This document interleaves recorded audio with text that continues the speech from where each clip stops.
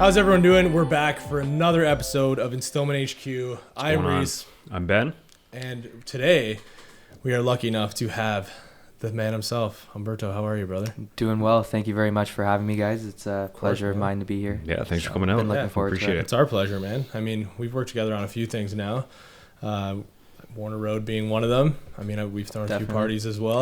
Yes, we have. Our birthdays fall right in around the same day as well, which is convenient. Yes, it is. Yeah, you finally turned 19, so you can have a beverage. That's it. Because you were never drinking before that, right? Nope, correct. Fantastic. Right? Yeah. First time for everything. First time. Yeah, absolutely, man. And I mean, it's funny that you bring that up because that's exactly what we want to talk to you about today. It's kind of like, you know, being so young, but being in this position of, I don't know, like I'd say like leadership, and also kind of like, you know, you're guiding other people, you're inspiring other people. So like, for sure. Yeah. Definitely. Like what would you like, what's your take on being so young, but doing so much and being in those positions? Like, yeah, I mean, I think, you know, progressing yourself or putting yourself in any type of business aspect or any type of, you know, entrepreneurial venture, being young, you're going to encounter that on many different levels because that's going to affect everything you do, right? So from a leadership perspective, you know, leading a team, being a part of a team, I think it might have actually played a lot in my favor because it actually helped me be more critical of how I was going to portray myself, how I was going to interact with my team, for example, because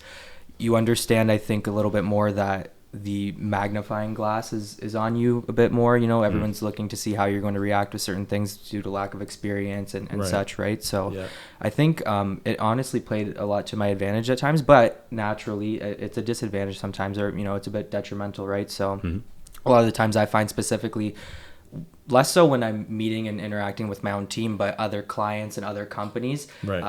Naturally, I think people are, you know, maybe making assumptions on myself when I'm approaching a meeting, you know, looking as young as I do. And that's actually a funny thing on that note too. I try to keep like a little bit of facial hair, to look older, to make at least some step towards like higher 20s or anything like that, right? So no, it definitely plays a large role, but I think that the way you approach it and your mindset towards it is everything. So it being, you know, more of an asset to me and, you know, me knowing that, you know, this is going to be me in the spotlight and I'm able to act a certain way about it. I think that it's beneficial a lot of the times as well. So it goes two ways, right? Yeah, no, that's awesome, man. I mean, we kind of share the same story, right? In terms of like, I started doing video very young. Like, in fact, I started Instillment in high school still.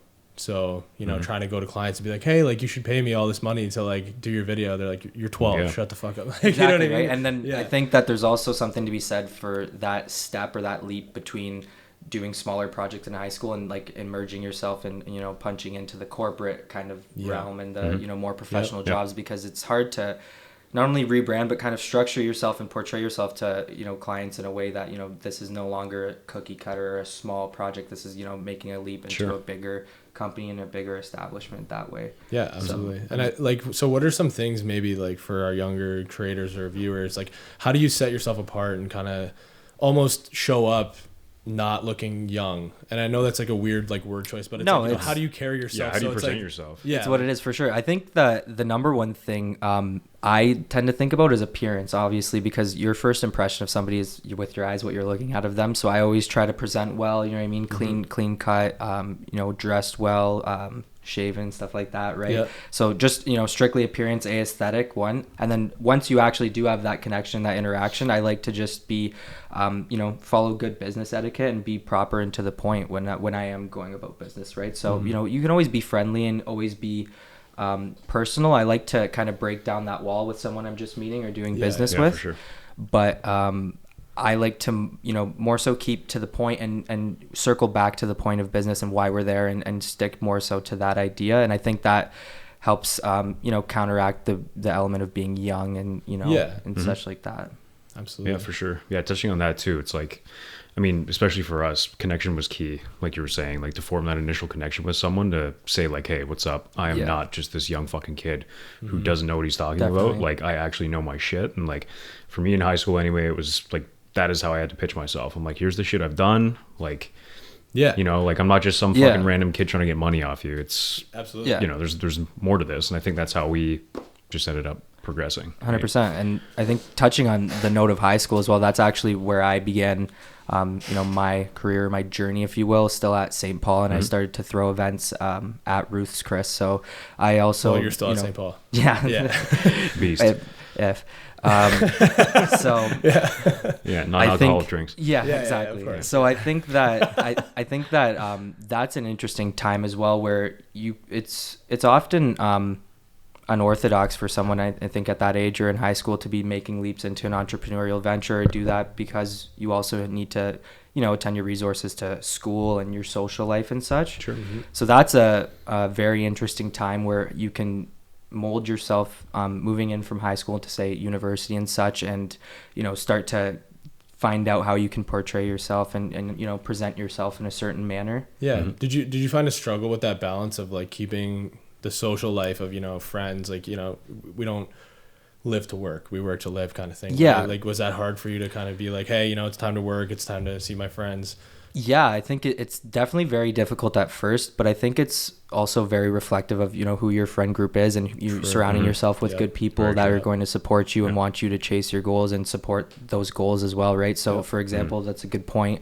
When I was first doing events in high school and throwing a dinner dance, for example, my first event at Ruths Chris with a friend of mine, Karina, a large portion of that was the buzz that my friends helped me create and bring out people, from other schools, from the same school. And really, it's obviously, in anything you can attest to this, it's your team that finishes the goal off, right? Not just one person. Yeah, so that my friends in that manner and that aspect were almost like my team in that way. So I definitely had a good circle around me and a good support group in that way. Yeah. But in terms of kind of separating the two and balancing your time out, it's very difficult for sure. And you can both attest to that, right? Yeah. Separating work from school, and especially if, say, your work is set times and your work and your schooling is set times, say a class like 9 to 5 and then 5 to 6, you're going to have crossovers, right? And you need to be able to put on a couple different caps at certain times, right? And put your mental capacity towards those things. So it's definitely difficult to kind of balance the two, but it's very important, right? Because I find within myself anyway, I get very kind of played out and very sluggish when I'm not going out or being social and stuff like that, right? And that's reflective in your work, and you feel less energized and less initiative with what you're doing. Absolutely. I also think too, to get on like a lighter note, it's about experiencing that, like, not like childhood, but you know what I mean? Like it's living that life and having those memories. So all of a sudden you're not like 40 and you're like, fuck, like I didn't do anything with my life. Like I didn't travel. I was just like working the whole time. Right? So at least for me, like I know at first it was like partying too much, and then it was like work too much, and then I was like stressed and like burning out a lot. And now like I'm maybe a little on the partying side, a little more, but like I'm coming closer to the middle. So I feel like, I don't know. It's a work in progress. Yeah, right? Absolutely. Right. I think that's an interesting point too. It's somewhat of a two-edged sword where, a lot of the times, gentlemen like us who are starting our careers early and at the same time as going through school and such, you'll hear a lot of people giving you advice saying, you should really focus on this aspect or your school or this element while you're doing this because you're so young, or you should get out more because you're so young and this is your point in your life. Where the flip of that is, if you're starting early, you can actually get to do a lot more, like you said, when you're 40 and you're older and, maybe you're established by that point where you can live a lifestyle and lead a life that you want to, whereas you might not have been able to do the same considering you hadn't had that experience before. Yeah, or set that foundation right? for and yourself, then right? The flip of it obviously is that when we are working hard at this age and doing certain projects and investing so much time and effort into these things, you do miss out on maybe a couple parties or going to Toronto one night or whatever it is and stuff like that, right? But in the grand scheme of things, like, is it? Exactly, right? I think that's what you need to, that's the most important part, I guess, is discipline in that sense, and keeping your head on straight with it. Yeah, so speaking on discipline then, like, what's like, when you're faced with one of those tough decisions, like, how do you stay disciplined, or what's like your motive? What's the thing that brings Umberto back to like, okay, I got to get back to my goals kind of thing? It's usually kind of compounded in the sense that I remind myself that I've done so much work to this point to get to where I've been, that it's not worth, say, going out one night to ruin that everything I've created past that point, or it's previous decisions like that I've already said no a couple times to build this, that I still want to continue down that path. Because you've already put this much work in. Exactly, right? And I think you feel just a bit guilty as well, just your own conscience, right? If you're going to end up going out and not doing something you needed to get done, for example. So then you wake up the next morning, it's still there. Definitely, yeah. So discipline's huge in that sense, especially when, like I've made mention to, when you're balancing different projects or balancing, different workloads and such like that. Can you talk about how you made the Fallsview group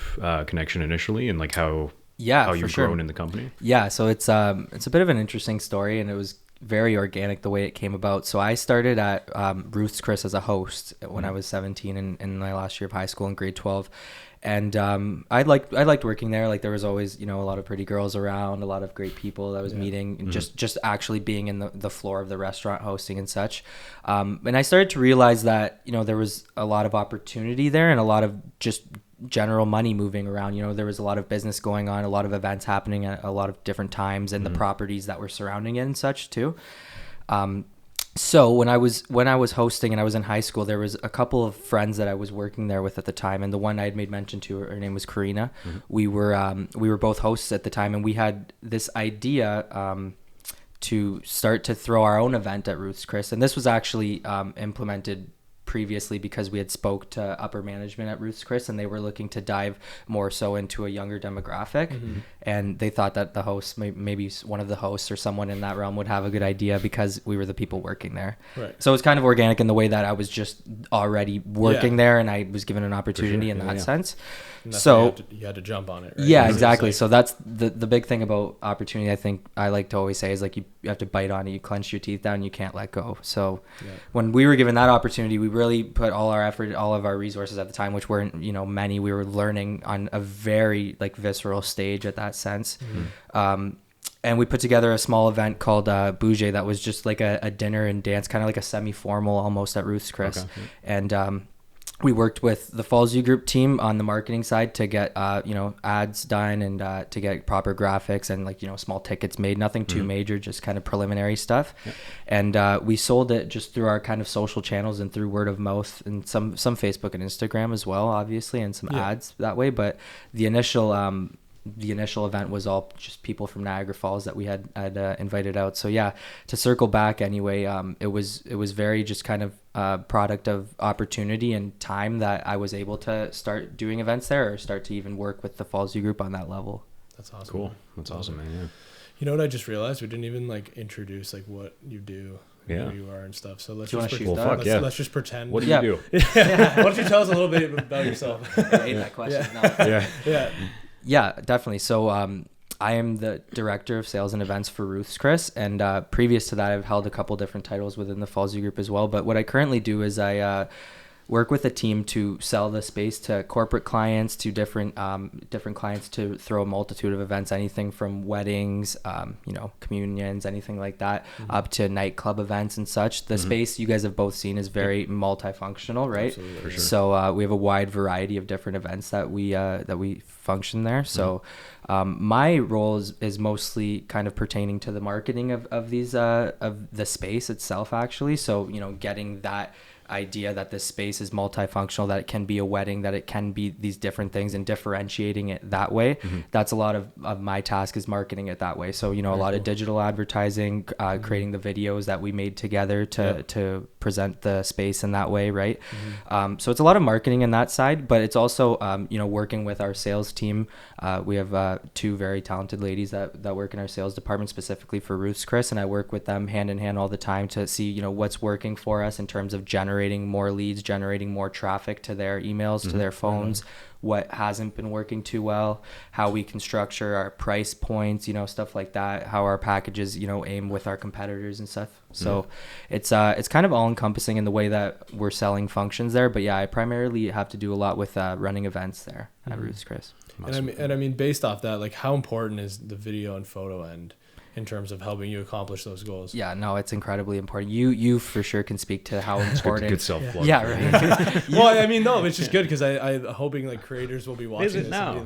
Yeah, no, definitely. No, definitely. Bias aside, though, you can speak to how truly important content is in like the current day of marketing, right? Yeah. And just video specifically, how you can use that versus static imagery, and how we can actually show off the space much better with the video that we made, right? So previously to me taking on the role I was, and previous to me kind of overseeing a lot of the marketing for Ruths Chris, we were lacking a lot of content, right? We didn't have a video at all. We didn't have too much good content of the space and such. So one of the first things I really implemented was, connecting with Reese, eyeing out a video that told a story of the space that we wanted to kind of project out to people, and how the space could be used and such. And I think it's incredibly important, not only for marketing and doing digital ads and targeted ads and using those content pieces, but just in general for anyone coming across your social platforms to be able to interact with it on the aesthetic of that level right away, and actually see this is what's going on. Because I think one important thing I should mention too is the Ruths Chris that we work with and we sell the space for is quite different in a lot of ways, very different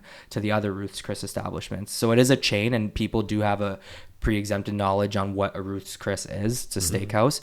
But our Ruths Chris, I always say, is more of a venue really than a restaurant. And you obviously you can both see that, right? Because the multiple different function spaces, the grand ballroom and such. So that's a large portion of the content aspect, as well as really getting the idea across that this is a venue space, this is a banquet space as well as a restaurant, versus just being a small 1 to 2 room dining restaurant that way. Yeah, for sure. And I think that it's pretty cool to touch on that, because as a creator, anybody who's trying to help another business achieve their goals, like these are the questions you have to be asking your client, right? Because imagine I was just like, oh, I know what a Ruths Chris is, but it's like not this Ruths Chris though.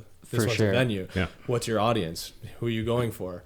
What do you want to show? What's your most important thing? What brings in the most revenue, right? Because then that's what's going to be highlighted in the video or photos and all that stuff, right? So those initial conversations I feel like are very important to anybody listening who is trying to work with clients like this. Like I think that's a very important point. Absolutely. Oh, for sure. It's imperative to have that as a prerequisite, definitely, so what your goals are moving into it, right? Otherwise it's just kind of... Well, how many meetings did we have before we even stepped foot on set? Incredible. And how many email correspondings, because I'm one, and I know you're the same way because of how busy you are, that I really don't like to take a meeting until it's absolutely necessary to facilitate the goal in mind. So we were going back and forth, just copying your email, pasting back answers, just you were able to kind of mesh your mind around what we were looking to do, and at that point you're like, okay, now it's time to get into the space and see how we can actually set the use the actual kind of physical layout of the space to our advantage.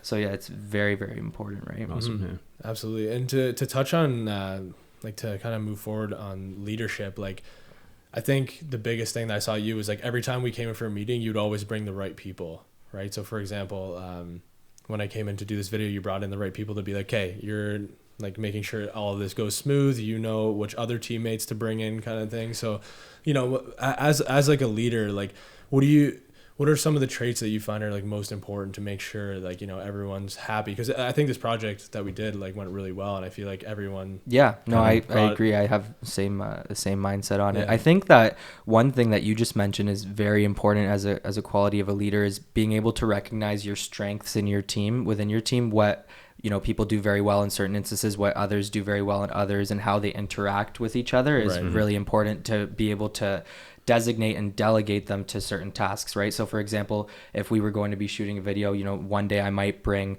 the manager of the restaurant to try to help us set up the restaurant, properly in certain ways. Where in another meeting, I would bring, our friend Jake, for example, who takes care of a lot of the AV and such, to set it up that way and be properly prepared that sense.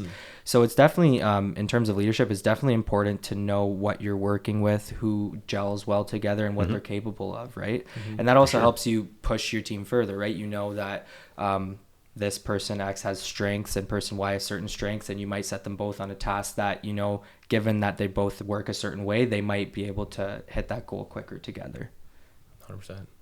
So, again, touching on being a young leader, when you get faced with these events that, there's tons of moving pieces, there's a whole bunch of people coming, we'll take Warner Road, for example. So for anyone who doesn't know, we all collaborated on a film called Warner Road. It was a short horror film about the Screaming Tunnel. It was a lot of fun. We had a super young cast. It was our first big film, and we approached Umberto and we said, hey, we want to run this premiere at Ruths Chris. So it was kind of I want to say the first film screening, but I feel like it was like, not the normal. Yeah, no, it was the first film. First one, okay. For sure. No, you're right. Yeah, okay, yeah. Definitely. It was the first kind of general release and film screening at the location. We used the Yuck Yucks downstairs for the film, but in the property at the 4 Points, it was the first of that magnitude. Yes, for sure. On. Yeah. So like, tell us a little.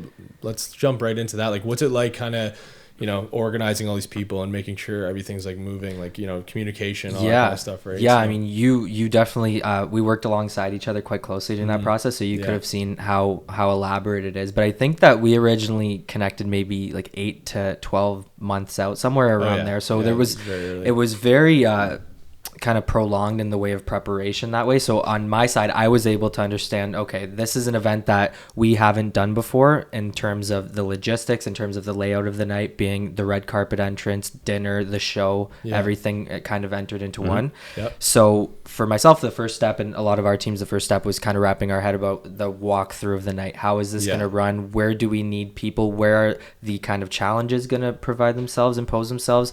And where are certain areas where, okay, we know we've done this before, we don't have to focus so much on this, but the preparation is insane. So I think dating back, so like I was saying, in terms of the first steps of preparation, it was definitely to say, okay, so we need to screen the movie downstairs. How much space do we have? How many seats can we fill? Where are the seatings, where is the seating going to be structured around the stage, which was Yuck Yucks? Can everyone see? And the type of down to the operation of it, the type of sound quality in the room and stuff, right? And you guys helped immensely with that as well, because that was your expertise too on some aspect. Yeah. So when you move past that, being a restaurant as well, we had to look at the menu of the night. We talked about that. I know you guys weren't essentially very picky on the specific food, because we had a good preset menu that we had talked about. Unreal. One of the best things we've ever had. I'm glad. So that when you're looking at the menu specifically, now you're looking at things of cost per person. How much is everything from the appetizers to desserts costing you per person? How are you going to be serving this? We serve a lot of the things family style, and typically at Ruths Chris, where that plays into the operation of the night. So is everyone having access to the right sides, for example, the right apps at the table? It's very like minute details like that as well.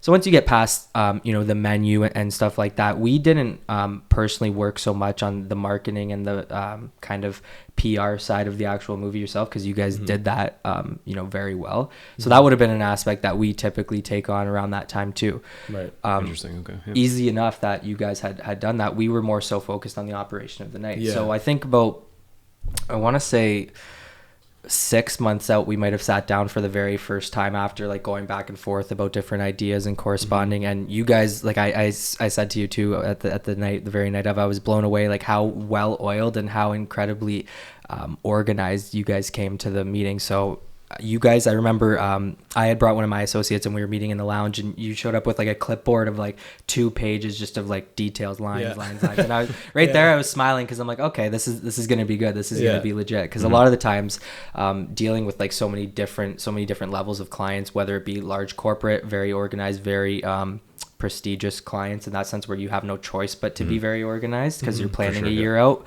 Whereas we've dealt with younger people like myself even, who are learning as they go, so they're not as organized, and you kind of have to push them in certain ways to get certain details. But for our event, it wasn't like that at all. You came in, you said, I want this person there, we want this, is this possible? If not, can we do it this way? So it was very easy to feed off of that in the preparation in terms of that. Yeah, so I think like communication is just like the biggest thing when working with clients, and like you said, getting that preparation so far out where it's like, you come to the table by that time with all these questions, and you bounce off each other and kind of learn that way. Because I think by the time we actually got to the actual night, like obviously everyone's nervous because there's 400 people coming out to this thing, right? But it's like, I feel like it went pretty well.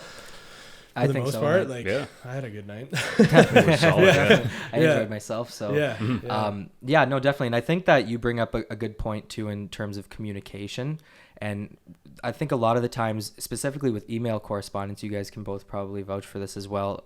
When you're dealing with somebody you haven't met before, you need to kind of step carefully in position and use certain verbiage accordingly that you want to get your message across in a certain way, right? Because it's so easy to misinterpret something or misinterpret someone over 100%. Email based on some kind of pre-assumption you have, or you think that something was going a different way, right? So I think communication is so essential in being very straight to the point and being able to like articulate yourself that way and to get your goal across and to get to the given place that you're trying to. Sure. And to have every party be happy. Exactly, Yeah, right? exactly. And whenever you're dealing with clients, you know that for a fact that has to be your number one. I was going to say, that is your like the number goal, one fucking right? thing for us is just like for sure communication, because the amount of times we've had to go back and just like re-edit something or go reshoot something on our own dollar. Yeah, and it's like it's right? nobody's fault.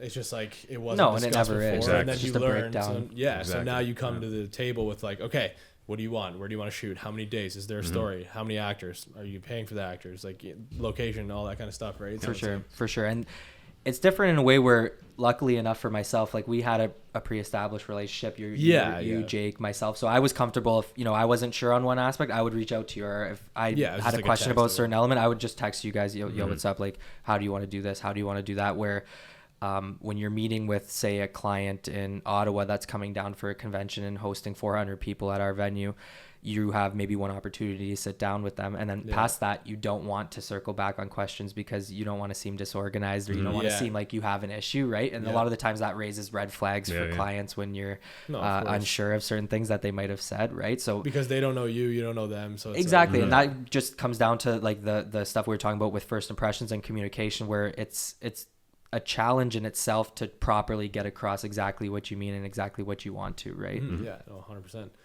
I'm just curious about like your goals and aspirations, like whether or not that's within Fallsview Group or like if you have anything that you want to accomplish down the road. Yeah, definitely. So I think that I'm at an interesting point in my life. I'd say that all while I'm establishing myself and working in my career at Fallsview Group, I'm still going in Brock University. I'm studying BBA and going to get my bachelor's and hopefully my master's of business eventually as well. That's great, yeah. So that's my aspirations in terms of education. And I think that I would definitely like to stay within the Fallsview Group and work within the lines and build myself through the company, because I've been treated with nothing but great respect and opportunity there.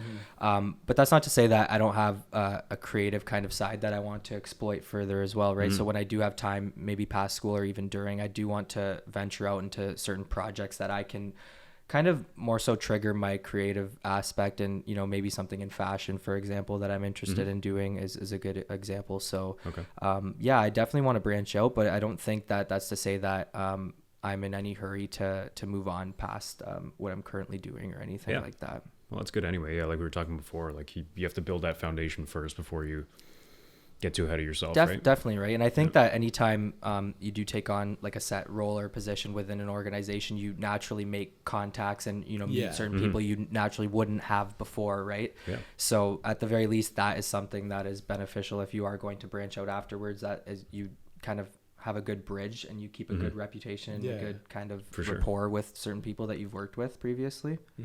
So, and like when you are first starting out and you're making those connections within wherever you are, whether it's your own business, clients, you're working with somebody, when you first started, there's always that little bit of like self-doubt, right? You don't always have that confidence. You don't always carry yourself. So what's it like overcoming that? I don't know if you've ever been through that kind of thing. I feel like most people have. Yeah, so I've definitely experienced that, and myself being quite unexperienced in my role, obviously, and kind of progressing quite quickly into it.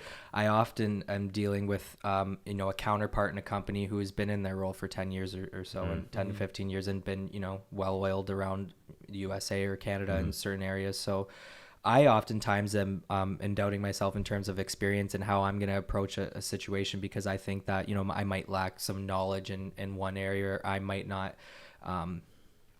think about things in a certain kind of way that people who have already been through these experiences have, right?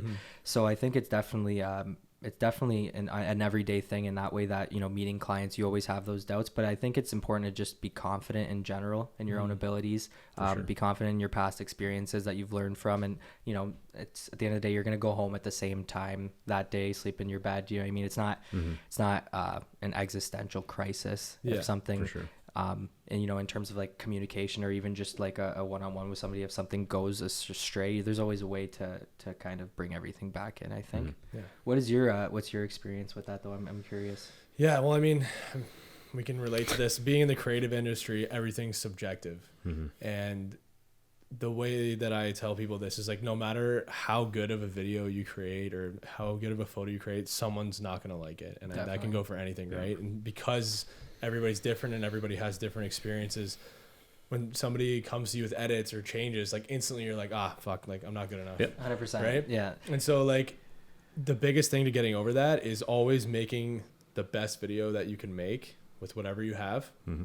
And then from there, take what the client says or take what whoever says and just look at it relatively. Like, okay, this I think is really good. This doesn't make sense because this is why I chose to do that or whatever it is, right? Like take your bits and pieces, but always have an open mind, because the only way you're going to get better is by doing more of it and failing and getting shit on. And like, you know what I mean? So it's like, I don't know. I think that's the only way you can get over that confidence and just believe and say, you know what, like I know I don't know everything, but I'm going to come in here and try something different and look at a different perspective, right? Yeah, 100%. No, definitely. And like using that too is just like, it does nothing but like build your confidence up as soon as you have that mindset, especially for us. Just because it's like 99% of the time, like the client's always right, so to speak, right? And then you have to take that and say like, okay, well, like you can't just say fuck that. You got to be like, okay, well, what about what they're saying is right, and like how can the things they're telling me to do benefit me like going forward with other clients in the future? No, for sure. And I think that you both being creators, it must be difficult in certain senses that you feel maybe you've created a very good product or a very good video, and it's hard to maybe not hold an affinity towards your work in that way, and you need to be able to right, you need to be able to take constructive criticism, because it's not a final product yet, whether you think this is something that really that you think really meets what they're looking for. There's always the client's 2 cents, if you will, on that note, and you're gonna have to adjust it, right? So it must be hard to not like I said, be very attached to it in that way. I would think it's cool, because after you do it so many times and all this stuff happens, you learn to like not like let go. I'm trying to think of the word, but you learn to like take it as like, okay, this is a job. I'm going to pour my heart and soul into it. But at the end of the day, it's like, this is my work. I'm doing this, I'm working with the client. So it's okay if they want to make changes, because it's for them. For sure. You only see your stuff, right? But then I also think at the same time, when you get to a level of professionalism, you also have to be able to tell the client what's right and wrong. Right. And that's my point was actually going to be that. At what point though do you set the line of being maybe too intrusive in the project, or where your professional opinion kind of ends at that point, right? Because naturally you're trying to appease the client or the customer. You're trying to give them what you want, but you may know just due to what you do strictly in your experience, that this way or this direction might actually achieve that goal better, or might make it look better, right? Well, and that's just it, right? So you have to find that balance of like, okay, they're right, this is going to work, but you always have to be thinking of that main goal. Exactly. It always has to come back to it, right? For sure. And that's why it's so important, like you said, to have that established as a prerequisite way before, right? 100%. Yeah, I think you have to watch what client you're also like pulling those strings with as well. Like, because some clients can be very receptive of your input, and then others can just be like, you're fucking wrong, basically, and like, we're not going to listen to anything you have to say. Like, you're a service. Like, we don't want to talk to you. Like, right? Yeah.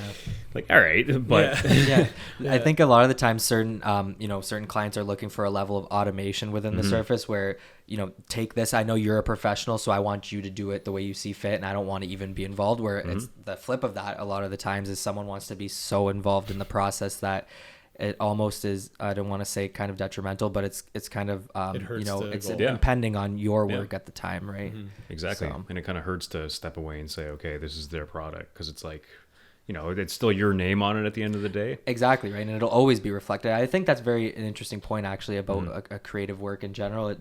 Regardless if you have a final say on certain decisions, it's going to be reflective of your brand at the end of the day. For sure. No matter what. Yeah. Do you ever have that in terms of like when you do like events or anything like that? Like, is that ever a struggle of like, the client wants something, but then you're like, like it's literally not possible, or like this is gonna like, create some like stress? Because I know we had a couple things when we went back and forth with Warner Road where you're like, logistically nightmare, can we do it? Sure. And then we'd be like, okay, is there like a way around it? Or no, for sure. I think a good point that you bring up with that too is there's obvious restrictions within working in a hotel, for example, within working in a restaurant, that you whether something sounds like a good idea or not, it's just not feasible, or it's not, it doesn't make sense to do in terms of an operation or anything like that. So there it is an ongoing issue, if you will. Yeah, fair enough. That was really good. I was just going to ask if you have any advice for any young business people or creators out there, just in terms of like how to get started and how to just like make the most out of your opportunities. Yeah, and even like how to not make excuses for yourself and be like, Yeah. like, I'm only 17. I don't need to do this yet. Exactly. I think that's a large part, is really overcoming that initial hurdle of, self-doubt of thinking, I'm only this kid, or I'm only doing this, and I have to wait until, X age or whatever to be able to achieve these goals or go after them, where we're really lucky anyway. And it's a cliche, but we're lucky to live in an age now where, you have access to these resources at our fingertips to pull strings and make these things happen, right? You don't need to have X amount of dollars a lot of the times to create content or do, a multitude of things that you previously may not have, right? So I think that's one, number one thing, is actually getting yourself in the mental space of thinking, I can do this. I want to do this. And the next thing I think is just purely getting your foot in the door. And the one way I know that this has worked for me, and that I will kind of stay adamant about, as I talk about it always, is just networking, specifically like networking, meeting different people, being present at certain events that you think, industry like-minded people might be at, for example. So I think just showing face a lot originally in the direction, obviously, of what you're looking to achieve. So like if it has to have purpose. Yes, exactly. Right. Sure, Not just going to the club a lot, or, trying to talk to people at the club, but, going out to an event that complements, say, if you're looking to, be into software designing or, engineer, that's something that has, a free event, or you pay $10 for a ticket and you go learn there. And just by being there, now people are going to see you. You're going to naturally talk to somebody, organically meet other people. And if not, I think, just learn from anybody that's there. Exactly. Or whatever. 100%. 100%. And I think that just kind of accelerates the process of, pushing yourself in out of your comfort zone to get out there. And now you have people who want to hit you up, who want to, work on things with you and shit like that. Yeah. So to like sum that up, is basically like take an L and just like pay the $10, like do a free video, 100%. Go like sacrifice a little bit, because nobody's going to come to you and hand you this shit. You have to go out there. You have to make yourself like, like, I don't know why our YouTube's not blowing up. Have you uploaded a YouTube video? No. Yeah. Oh, no. Like that's that weird. Yeah. You know what I mean? Like even I was talking to Mihai the other day, and we were breaking down like some goals for Instillment. And, I always say like, oh, I love shooting sports. I like, that's our strong suit. And then he was literally like, oh, like how many sports videos have you done in the last year? I'm like 3. And that hits you. The as fuck soon you as, doing? Yeah, exactly. Like, right. You know what I mean? You And need it's to like, be able why to am I look not in the doing mirror like Exactly. that. Yeah, but I feel like a lot of people don't do that. They're just like, like I wish I was doing this, but like what effort have you made to like move forward in that step? And the answer was none. So how can you complain? 100%. Yeah. Right? And I think that it's all the idea of like self-investment, putting into your own self. Like there's no resource or, currency that you can spend better than, putting it into yourself to better yourself. So to give an example, the first couple events I was doing with the Falls U group, like I wasn't working for an events team yet. I was kind of a third party working in, and I wasn't being paid yet. Like obviously at the end of, if the event went well, I would get paid out afterwards, but there wasn't any type of structure or, solidation that I was working on at that point, or any type of money to fall back onto. And right. You were just there ready to soak up that knowledge. Exactly. And you guys, I'm sure, started the exact same way, right? Working for, not for free, but, putting in a lot of time and effort to get to a point where you can start to monetize your work and such. Exactly. And I find it cool too. Like, for us, we shoot like live events and weddings. You run those events, right? And so when you're first starting out, it seems like everything goes wrong always, right? And that really demoralizes you. And I think that going through those things though allows you to like learn from them, and then when they happen again, it's not a problem anymore. Because I know the first time I shot a wedding, it was like, go set up these lights, and I'm like, I don't even know how these lights work, and I'm like trying to figure it out, and like that pressure was there. Oh, the wedding's happening, right? And then you learn that, and now it's like, oh, set up a light while talking to somebody or whatever it is. No, for sure. So I also think like working with you guys and knowing how you are, I definitely think that the three of us are very critical upon our own work and how we hold ourselves to a high standard that way, right? So for example, a wedding, you're shooting a wedding, or we're operating the wedding at the venue. You tend to pick out small details that you think are a total red flag or a colossal error in the evening that a regular event goer, a regular customer hasn't even noticed whatsoever, right? And that has ruined your night, like that. Exactly. And that's something that's just standing out in your mind all night, right? Whereas it's sometimes like a very minute detail. I know I'm guilty of that. Oh, 100%. And then the lesson there is don't let it ruin your night, because A, probably no one noticed, and B, you have a lot of other shit to focus on. For sure. You gotta keep that positive. For sure. And I don't think that it's necessarily a negative thing, because being critical does push you to improve on those things, but you need to at the same time understand like that's not not the be all end all of what you're doing, for sure. For sure. And I think you can attest this as well, especially when you're in a leadership thing. If you start to micromanage too much, then you're going to miss the big picture of like, you need to be organizing the team to be worrying about those things instead of you being like, you know, why is this fucking stand here or whatever. It's like, no, definitely. Nobody cares. Yeah. And being in a leadership role, you also always have eyes on you, right? So if you are, encountering something that's going to be flustering you and you don't know how to get about this, you need to make sure that at least on the outside, you're, calm, cool, and collected, because you're going to start to get your team to feed off of that, anxiety or whatever it is that you're extrapolating that way. Yeah, 100%. For sure.